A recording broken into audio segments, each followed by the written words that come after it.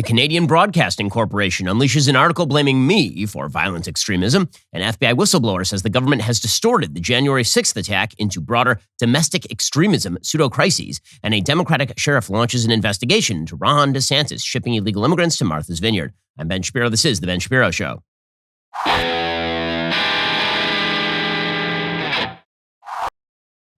Today's show is sponsored by ExpressVPN. Thousands of my listeners have already secured their network data. Join them at expressvpn.com/Ben. We'll get to all the news in just one moment. First, you're spending way too much money on your cell phone coverage. I'm sorry to break that to you, but if you are using Verizon, AT&T, T-Mobile, they take way too much of your money every month because they're also promising you more data than you will ever need. That's pretty concerning because right now you don't have that money to waste. So why not shift over to Pure Talk?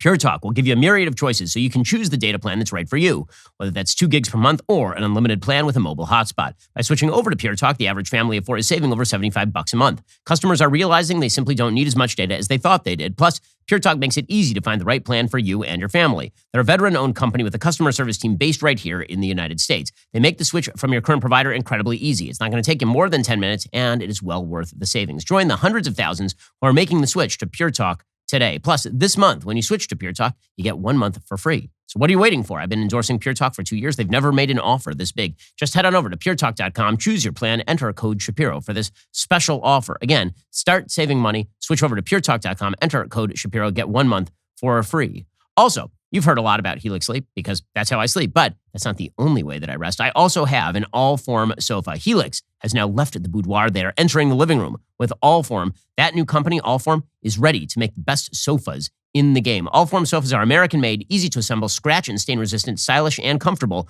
Allform sofas are modern yet timeless seating pieces that come in a variety of sizes, shapes, and configurations. They're easily customizable. They cost a fraction of what you would pay in traditional stores. They are designed to be flexible and adaptable. They are modular, so that means that you can start off with a couch of one size, and then you can actually grow the couch. Plus, Allform sofas are shipped directly to your door. They can be assembled in just a few minutes with no tools necessary. And if getting a sofa without trying it actually sounds kind of risky, well, you don't need to worry. You get 100 days to decide if you want to keep it, which is more than 3 months. If you don't love it, they'll pick it up for free. They will give you a full refund. Again, the same people make Helix, so you know that what they are doing is good stuff. Allform is offering 20% off all orders for our listeners at allform.com/Ben today. Step up your sofa game. That's allform.com/Ben to get 20% off your order today. Well, once again, apparently I'm a very scary person. I'm a very scary person, it turns out, because a lot of people watch shows like this one. People watch this show, people listen to this show, people watch clips of me saying things on the YouTubes. And according to the Canadian Broadcasting Corporation, which is essentially the NPR of Canada. This is a state-funded enterprise, a left-wing state-funded enterprise in Canada. Apparently, all of my speech should probably be banned because, after all, people might watch my stuff. And then there's an off chance that they might then see even worse stuff. And then that might lead them down a rabbit hole to the super, super bad stuff. There's an entire article on the CBC website titled, "It's a Slippery Slope, How Young Men Fall into Online Radicalization."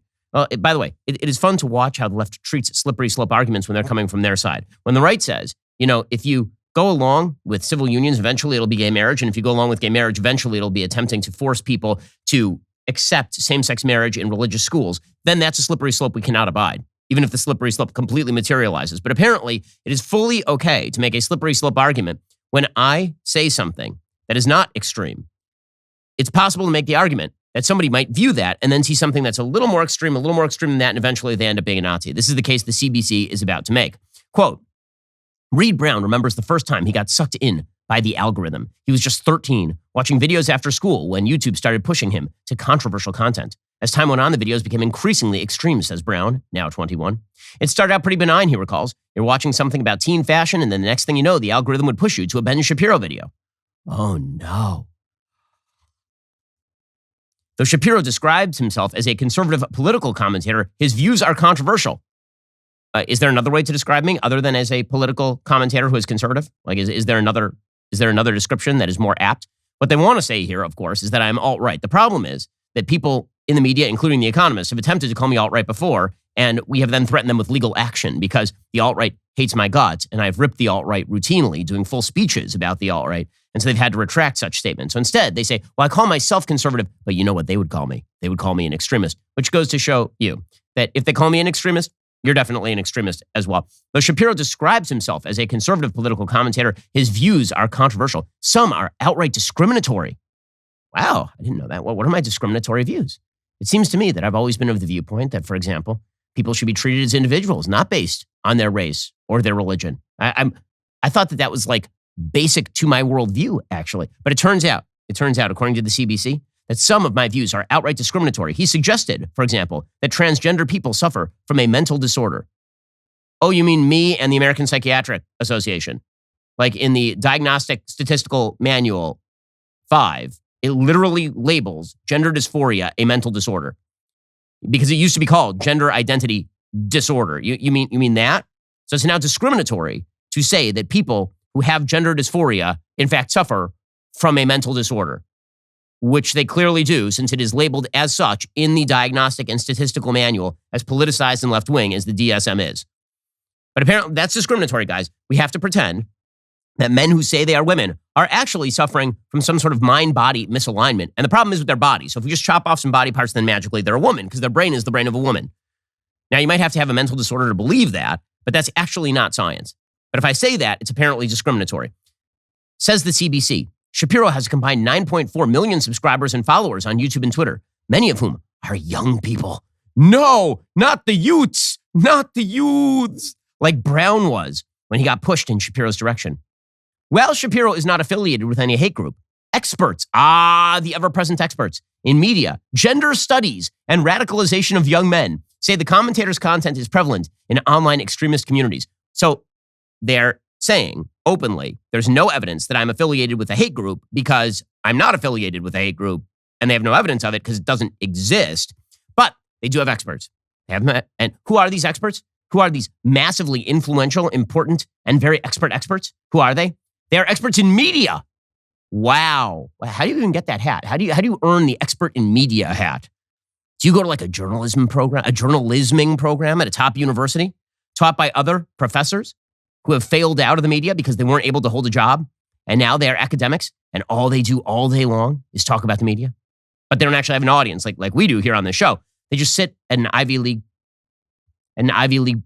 boardroom and discuss their expertise in front of students. Is that what they do? They're experts, by the way, in gender studies. Ooh. Well, experts in gender studies. That must mean that they believe a bunch of crap that isn't true, but then they get to churn out little versions of themselves who then become the professors, because you can't actually get a real job. If you major in gender studies, you ain't getting a real job doing anything. That is not a major that qualifies you for anything except being a professor in gender studies. It is a fully self-perpetuating cycle of uselessness. Also, experts in the radicalization of young men. So I assume these are people who study Islamic terror, for example. But no, actually, it just turns out that radicalization of young men just means that they don't like what I say. The exposure to controversial and increasingly harmful views. Harmful. This is the key word for the left. Harmful. As we will see, this is how you criminalize speech. The way that you criminalize speech is you say, speech is harmful because if my feelings are hurt, you have harmed me. You have aggressed against me, and thus you must be shut down. I mean, it's the equivalent of me like hitting you with a baseball bat or something. The exposure to controversial and increasingly harmful views about masculinity, the objectification of women, and the LGBT community has these same experts raising concern about how extremist far-right groups are using TikTok, YouTube, and other social media apps in a drip campaign to slowly radicalize vulnerable teens and young men. Ooh. Okay, so I just have a couple of questions about that particular paragraph. They say, the exposure to controversial views about what are my controversial views about masculinity? What are they? That men exist? I don't think that's particularly, that men should finish high school, get a job, get married, and take care of their kids without abandoning them? Is that the controversial view about masculinity? Is the controversial view about masculinity that men should be responsible husbands and fathers? What's controversial? If that's controversial, it's just because society is insane, not because what I'm saying is controversial. The objectification of women. That's a new one. I hadn't heard that one before. In case you didn't notice, I wear a funny hat. The hat is called a kippah. That kippah suggests that I'm an Orthodox Jew. I'm trying to make this linkage for the CBC, a state-funded enterprise in Canada. And you know what the Orthodox Jews are not so big on is the objectification of women. We're not super big on that. I've been an outspoken anti-porn advocate since I was like 16 years old. I was an advocate and still am for virginity of both sexes until marriage. So I'm gonna need some evidence on the objectification of women front. By objectification of women, do you mean that I think that there are actual standards of beauty and that there are many people in popular culture who we have been told are supposed to be seen as beautiful who are not objectively beautiful? Obviously, that's true. Obviously, that's true. If you polled men on whether Lizzo is beautiful, and I say Lizzo is not, by any classical definition, a beautiful person, that does not mean that that is objectification of women. That just means that there is a standard called beauty, and it has meaning and content. Okay, that's not a particular controversial view, unless, again, you're an insane person. But they say that I have increasingly harmful views about LGBT community. Now, I assume that what they mean by this is that I say, as most societies have said for literally all human history, that the foundation of a successful society is man, woman, child. That heterosexual sex within marriage is the morally preferable form of sex in society. That all of human progeneration is rooted in it. That all of societal stability is founded upon it. And that when you get rid of the standard, that there is, in fact, a moral superiority to heterosexual sex within the confines of marriage. When you get rid of that, you end up destabilizing both reproduction and society itself. Again, this is basic natural law kind of stuff. Seems to be backed by a fair bit of evolutionary biology as well. This is not saying that the government should regulate the type of sex that people can have in the privacy of their own bedroom. It is to say that pretending that there is no level of moral superiority to your sex life is very, very silly when we apply moral superiority and inferiority scales to literally everything else you do, from the food that you eat to the clothes that you wear. So apparently that's very controversial as well. And that's really bad. The goal of the CBC piece, of course, is to get my content banned on social media. And so what they have to do here is that they can't actually say what about my views is so terrible. So instead what they do is they say, well, young people watch my stuff, and then they increasingly watch other people's stuff. And those other people's stuff is really bad. And then even worse stuff. Now, again, they'll never use this argument about, for example, marijuana and the fact that virtually everyone who does hard drugs originally started with marijuana.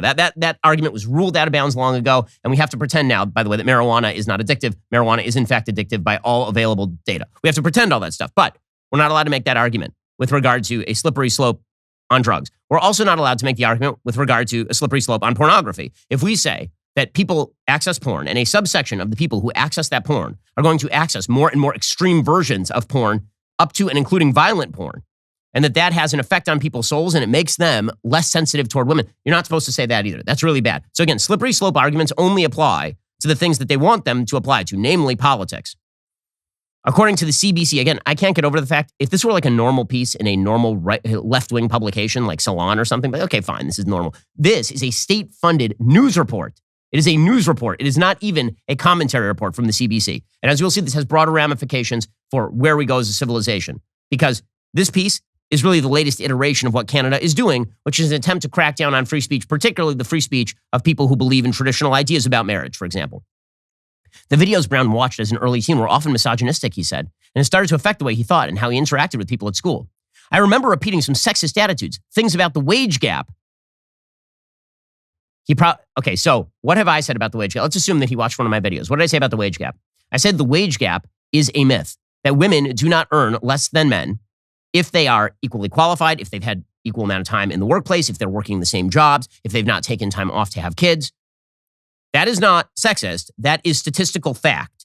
Right now, women earn the majority of degrees in the United States in college. Women constitute the majority of people in law schools. I believe they now constitute the majority of people in medical schools as well. Right now, men are falling behind in the United States, not women. So apparently, if he said that, and that made him a sexist, right? Especially when I was hanging out with my guy friends, we were repeating all these things we were seeing on the internet, a lot of sexism and misogyny. The sexism and misogyny example, again, was saying that there is no wage gap. Sorry. So the things that apparently are really bad that we have learned from this article so far is if you say men are not women and that women and men are not generally judged by the marketplace on sex, these are the problems. This is what leads you to, apparently, extremism. That's exactly how online radicalization works. This is Ellen Chloe Bateman of Brown's Experience, a documentary and podcast producer who researches online radicalization among young men and incel subculture. Bateman describes radicalization as a slippery slope that can begin as algorithms pushing boys to videos that's increasingly harmful. Documentary and podcast producer. This is the experts right here. They said they were experts, and now we are being presented with an expert. Then someone might engage you in a comment thread and tell you to join their Discord group where the content gets darker and it's edgy. It's entertaining for some young guys. Before you know it, you've stumbled into extremist subculture. Some young men may also see messages of empowerment for women and girls as an attack on masculinity, says Joanna Schrader, a writer whose work focuses on gender and media representation. Man, the expertise of the people they are citing here at the CBC, just stunning. Stunning stuff. Maybe they see Me Too stuff. Maybe they see a t-shirt or bumper sticker that says the future is female. she said. There's a lot of encouraging content out there for girls. And if young men aren't given an opportunity to talk through their feelings on this, they may see this as men are irrelevant. Well, I mean, I can't imagine how a boy might read a shirt that says the future is female and think men are irrelevant. Hard to draw that connection, guys. If the future is female, then the future is by necessity not male, is it not? I mean, I'm sorry that your language seems a little extreme, actually. And I can see why people might draw the opposite conclusion from the one that you're pushing.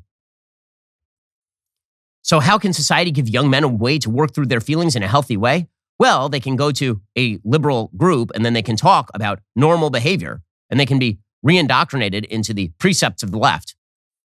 That would be the best. Apparently, there is a group that they are pushing, the CBC is pushing, called Guys Work in Nova Scotia.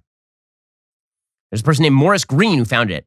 Green says he began working with schools in Nova Scotia in 2012, hoping to give young men a safe space to talk about their feelings, mental health, and to disrupt problematic ideas about masculinity. Wow, you got to disrupt those problematic ideas. There's often homophobia and a concern that anything other than straight may be perceived as by peers as not normal. We wanted to basically normalize help-seeking behavior. So basically the idea is that if you believe traditional things, this makes you a homophobe, and also probably you might be gay. So good job, CBC. This is excellent. Now, again, as I say, there are broader ramifications to this. So many elements of Western civilization, from Great Britain to Canada to the United States, pushed by the cultural left, have this stamp. And the stamp is that traditional ideas are bad and dangerous. And those traditional ideas must be thrown out. And that's how you end up with the CBC, a state-sponsored enterprise, pushing the idea that my content is somehow an extremism factory. But you know what's not extreme in Canada? What's not extreme is the Halton District School Board standing behind an accepted transgender teacher at Oakville Trafalgar High School. Apparently, this teacher is a man who has been wearing fake breasts that are the sizes of beach balls with fake plastic hard nipples attached to them to class. So this is a male teacher acting out his sexual fetishes against students. That's what this is. There's no other rationale for this because this is nutso behavior. Technically speaking, this is crazy behavior. No normal person would do this.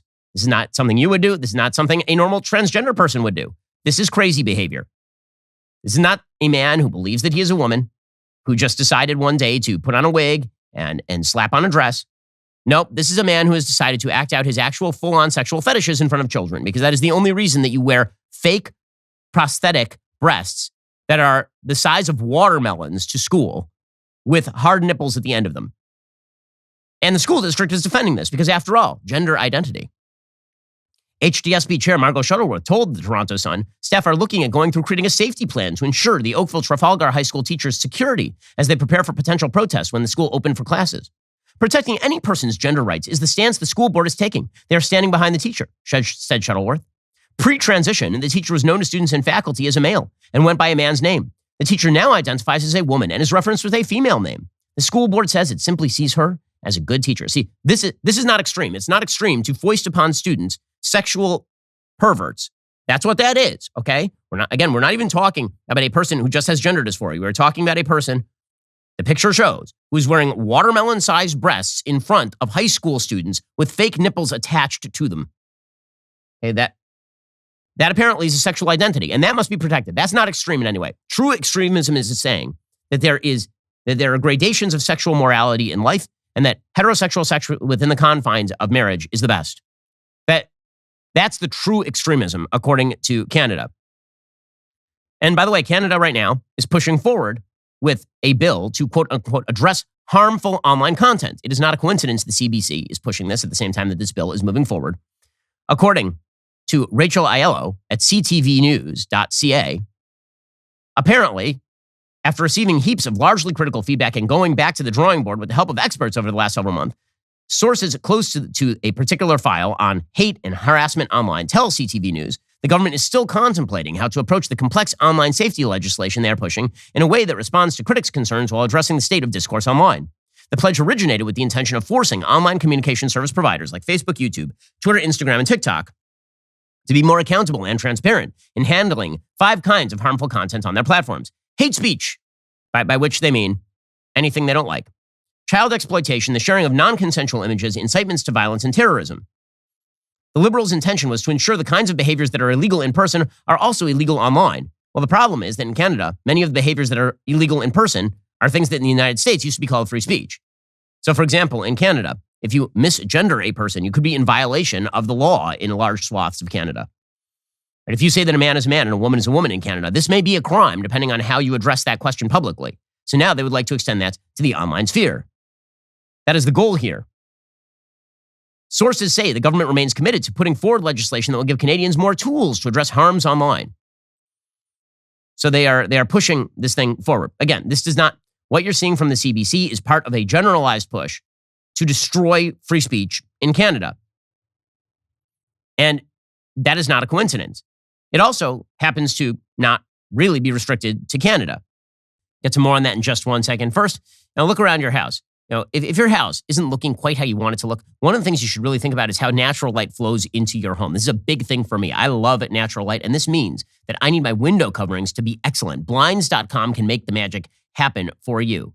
They let you handle the measurements and install it yourself, or you can have Blinds.com take care of it with local pros. There's no showroom, no retail markups. No matter how many you order, installation cost is the same. Blinds.com is the #1 online retailer of custom window coverings with over 40,000 five-star reviews.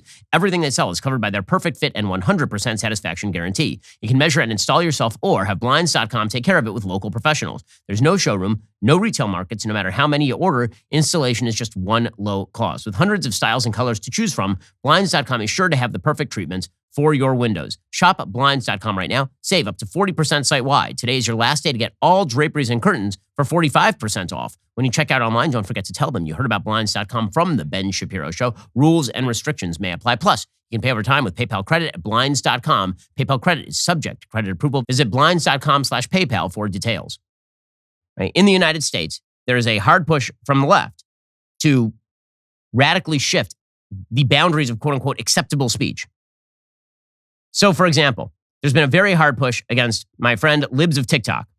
And Libs of TikTok is an account, and all Libs of TikTok does on Twitter is just retweet videos of people who are nutty on the left. People who say crazy, extreme, radical things and who are targeting children. So Libs of TikTok, for example, puts out videos like this one. This is a video of a 5th grade teacher who released a video on TikTok. She calls herself the rainbow teacher, wears rainbow glasses and rainbow hair because obviously this is a gay, bisexual, I don't know how this person identifies, but this is not a straight person. And this person says that she is really, really excited that so many students are coming to her and coming out without talking with their parents, without working through the issues. We're talking about 5th graders. Okay, 5th graders are 10 years old. So she says there are a lot of 10, 11-year-olds who are coming to her and coming out of the closet. Libs of TikTok, of course, is to blame for taking a public video and reposting it in a place where people might not actually approve of the recruitment of small children into the LGBT community. Yes, I have had multiple students come out to me, not just with their sexuality, but also with their gender identity. It's one of the reasons I think it's so important to be out and loud and proud so that people feel comfortable coming to me and talking to me, because I don't know how much different my life would have been if I had had somebody to come talk to about this kind of stuff. My hope is that every student will have somebody that they can talk to about this. We're just here receiving. We're not This is a propagandist. This is a propagandist who I'm sure propagandizes on behalf of the idea that boys can be girls, girls can be boys, and that the fullest form of self-exploration is alternative forms of sexual identity. I mean, I don't feel like it's a big leap from, the dyed eyebrows. I don't feel like it's a giant leap there. But Libs of TikTok, by putting this sort of stuff up, this means Libs of TikTok must be curbed. So there's an entire article in the New Republic just a couple of weeks ago blaming Libs of TikTok for a bomb threat, a fake bomb threat on Boston Children's Hospital. Quote, what began in spring as a succession of far-right attacks on all ages drag events celebrating Pride has by the end of the summer spiraled into a multi-city harassment campaign targeting children's hospitals for offering gender-affirming care, including death threats against providers and at least one bomb threat. Anti-LGBTQ politics has without question accelerated and shifted character this year to embrace outright political violence. Again, the idea is conflating the notions of traditional morality, and also, by the way, even if you're not traditional, the notion that you should not indoctrinate kids with this garbage. That is apparently a form of violence. Okay, so the argument the CBC is making in Canada, now you have many outlets in the United States making that about Libs of TikTok. And the natural corollary is that supposedly libs of TikTok should be banned. This has been the ongoing harassment campaign by Taylor Lorenz of the Washington Post against libs of TikTok, who apparently spends every waking minute attempting to get libs of TikTok thrown off of social media because of the evil dangers of, actually taking people's videos and then just exposing them to a larger audience. Says the New Republic, these may be actors on the political fringe, and the tech-driven aspects of this terror campaign have sometimes been interpreted to minimize its real-world impact. But the narrative of LGBTQ rights being cover for child abuse is not just fodder for the right-wing clout chasers of social media. It has been weaponized by the right against their opponents in elections, from school boards to state legislatures. It has been amplified and legitimized by lawmakers like Georgia Republican Representative Marjorie Taylor Greene, who in August introduced a sweeping bill that would ban gender-affirming care, and by Florida Governor Ron DeSantis. Again, the idea here is everyone I don't like is a violent threat. And thus, we must use the auspices of government and social media and big tech to shut them down. And this, of course, is now being forwarded by certain governmental actors. According to the Associated Press, in Montana, Montana's health department said Monday it will follow a judge's ruling and temporarily allow transgender people to change their gender on their birth certificates.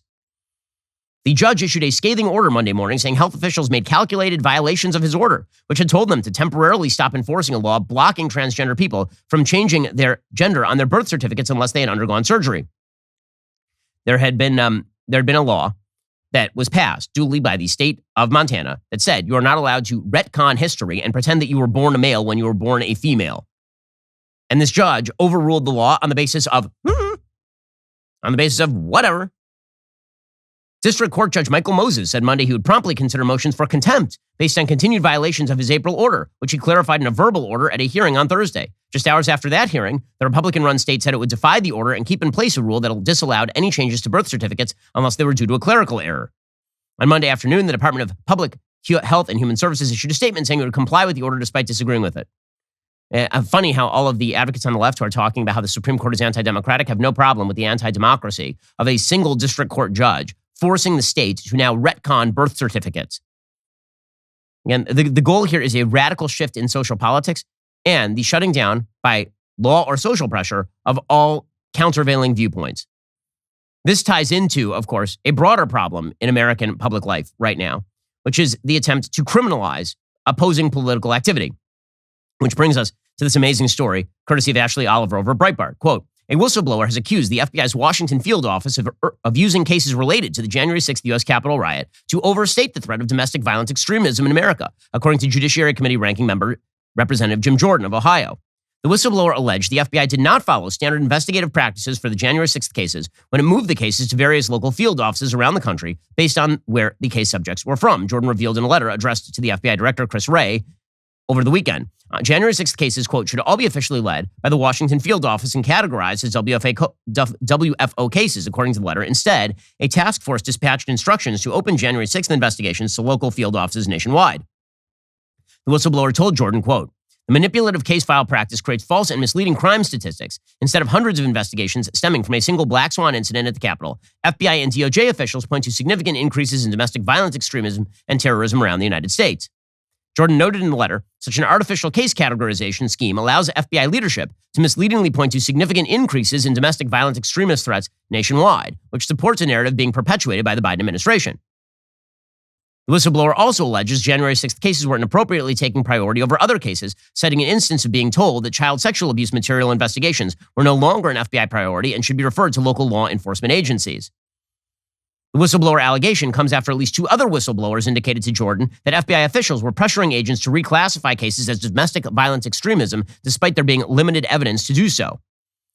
In other words, this has been the goal since January 6th, is to broaden out the indictment of people who committed criminal acts on January 6th to include a bunch of people who just disagree in local areas, which ties into the 2021 narrative, for example, that school boards being yelled at by angry parents over trans students going into bathrooms, that those school boards were now the victims of domestic terror threats.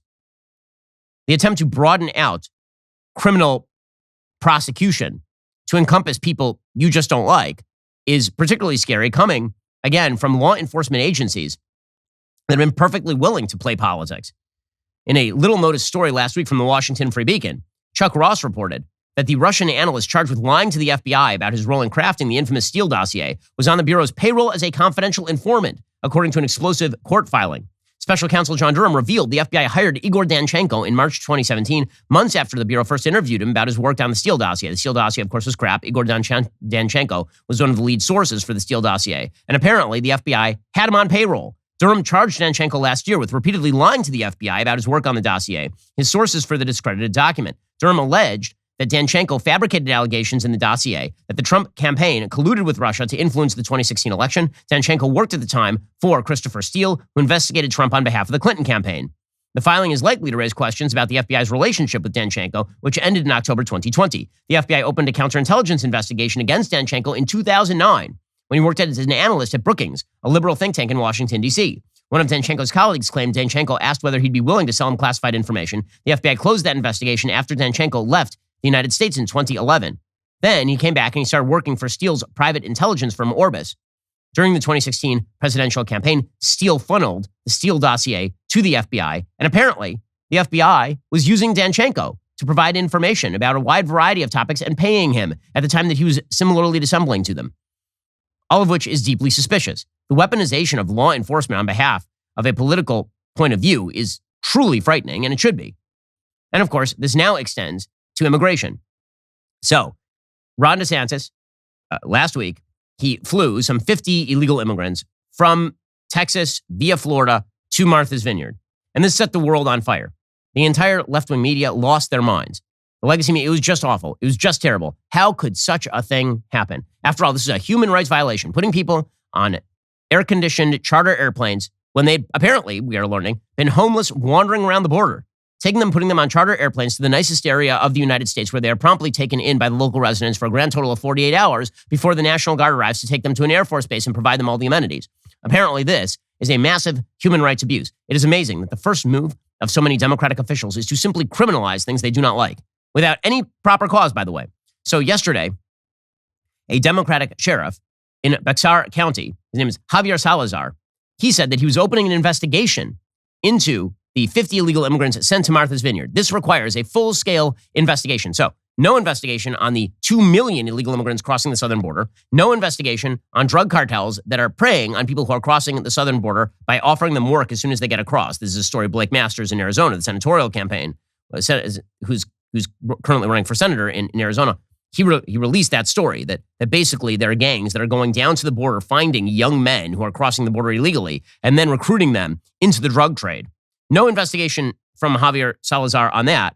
No investigation on, the 53 illegal immigrants who died in the back of a truck in his county not all that long ago. But he is full scale on the case of the illegal immigrants who are put on charter airplanes to Martha's Vineyard and given snack bags and water bottles. Here's Javier Salazar announcing this yesterday. We are opening up a case with an investigation with regard to the suspected activities involving the 48 migrants from Venezuela. As we understand it, 48 migrants were lured, I will use the word lured, under false pretenses into staying at a hotel for a couple of days. They were taken by airplane. At a certain point, they were shuttled to an airplane where they were flown to Florida and then eventually flown to Martha's Vineyard, again, under false pretenses is the information that we have. When you're playing with human lives of people that are already in a desperate situation, people that again, had every right to be where they were, but were lured under false pretenses, that does tend to bother me quite a bit. And so we are absolutely opening up an investigation into this. Not a political move. By the way, he is an elected Democrat official. Also, he was he said in the middle of the same press conference that he cannot actually point to any law that was broken, which, by the way, is that's how you're supposed to do law enforcement. You find a thing that you don't like, and then you try to hang a crime on it.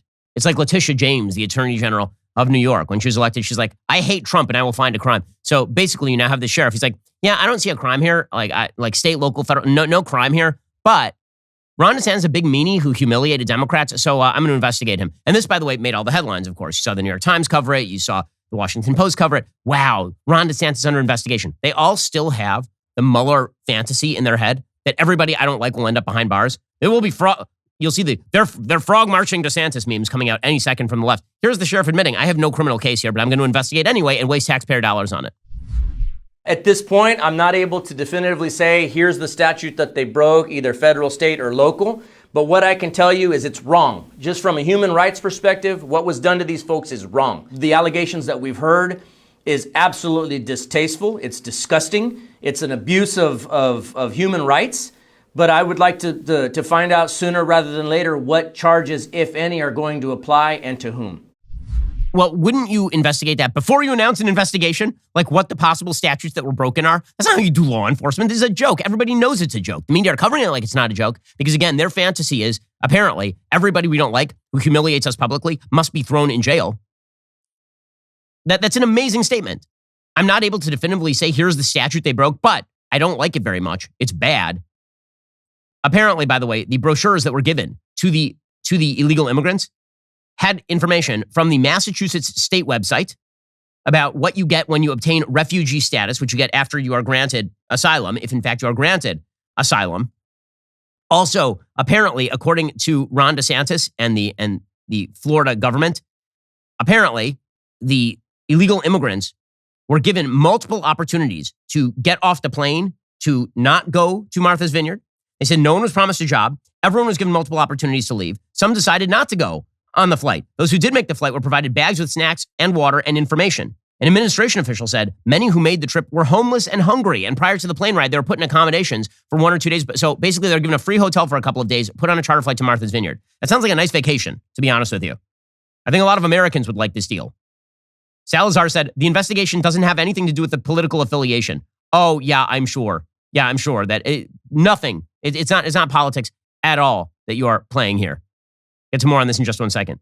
Well, folks, the time is upon us for another Backstage, happening tonight, 6 p.m. Central, 7 p.m. Eastern. It's about time because there's more news than ever to discuss. If you've never seen Backstage before, it's where I get together with my Daily Wire cohorts, including Matt Walsh, Michael Knowles, Andrew Klavan, and God King Jeremy Boring, for a roundtable discussion on the burning issues of the day. Jokes will be cracked, cigars will be smoked, not by me because I hate them. Libations will be imbibed, but also not by me. Plus, we'll be reuniting with our good friend Candace Owens, who's back with exciting news, ready to tick off leftists more than ever. You definitely don't want to miss this Backstage. Tune in tonight, 6 p.m. Central, 7 p.m. Eastern, DailyWirePlus.com. Okay, so again, the left's prevailing take is if I don't like it, it must be criminal.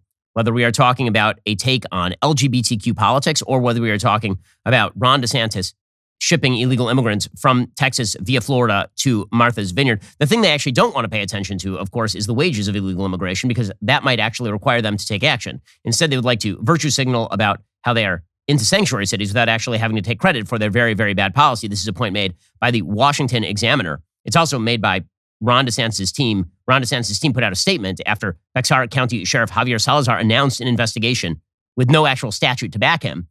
The DeSantis administration put out a statement pointing out that he seemed a lot less bothered by, 53 illegal immigrants dying in a truck found abandoned in Bexar County this June. The spokesperson for the governor said Florida gave them an opportunity to see greener pastures in a sanctuary jurisdiction that offered greater resources for them as we expected. Unless the Massachusetts National Guard has abandoned these individuals, they've been provided accommodation, sustenance, clothing, and more options to succeed following their unfair enticement into the United States. You're speaking about luring people? How about luring 2 million people across the southern border and then basically abandoning them, which is what the Biden administration has done? That seems like a bit more of a problem. That's the point the Washington Examiner editorial board makes. Sending a few immigrants to a Democratic enclave inhabited by left liberals who mostly support Biden and are plenty rich enough to look after the new arrivals is an effective way of drawing a national crisis properly to national attention. It also puts those responsible for the crisis on the spot and asks what they propose doing about it. Not only is it Republicans who are trying to get Biden to pay attention to the disaster he has caused, the mayor of Yuma, Arizona asked the White House in May to stop busing immigrants to his small city of 97,000. Biden ignored Yuma. The bus of immigrants kept flowing. The Democratic mayor of Eagle Pass, Texas, reached out to the White House for assistance with immigrants flooding his community. Mayor Rolando Salinas told the Washington Examiner, I'd like to hear a plan as to what they're doing to counter the possibility of a surge in people on the border. Nobody's reached out to me or to the city. I haven't heard from anyone. The situation in El Paso, Texas is even worse. Immigrants are sleeping on streets all over town. The situation is so bad, the Democratic mayor has already sent more than 50 busloads to New York City, over and above any sent there and to Washington, D.C. by Texas Governor Greg Abbott. Those buses have been arriving in New York since August. CBS News didn't bother to report on those. Again, 50 illegal immigrants arriving in Martha's Vineyard sets the world aflame simply because the left is forced to admit that its policies don't work. And so their natural apparent response is to celebrate when a sheriff with no legal authority whatsoever to prosecute a non-crime decides that he is going to get himself involved in this sort of thing. Now, this should be scary to a lot of Americans. It really should. And it underscores the fact that sort of traditional Western values are being undermined in a wild way. And they're basic values, fundamental values, like the value of family, the value of a border, right? These are things that used to be held in common by all Western citizens. Yeah, there are a lot of people who believed in freedom of immigration. That's fine. But the idea that illegal immigration is okay or that a government has no control over its own border is totally crazy. There used to be a lot of Americans who believed that traditional marriage was the standard. Now, if you say that in Canada, you might be prosecuted. And all of this stuff is, I think, one of the reasons why there was outsized mourning for Queen Elizabeth II. And I think that when she died, there are a lot of people in the West who felt as though something really important died with her. And that was a tether to the past. The left seems very hot and bothered about the fact that there are so many people who mourn for Queen Elizabeth II. And they're wondering why. After all, she didn't actually have real power. But the real reason why there are so many people who are mourning for Queen Elizabeth II is, again, we are part of a chain of history. And when you untether that chain, what you end up with is bad utopian ideas floating away into the sunlight where they burn up and fall down to earth like Icarus. That is what we are watching as a civilization right now.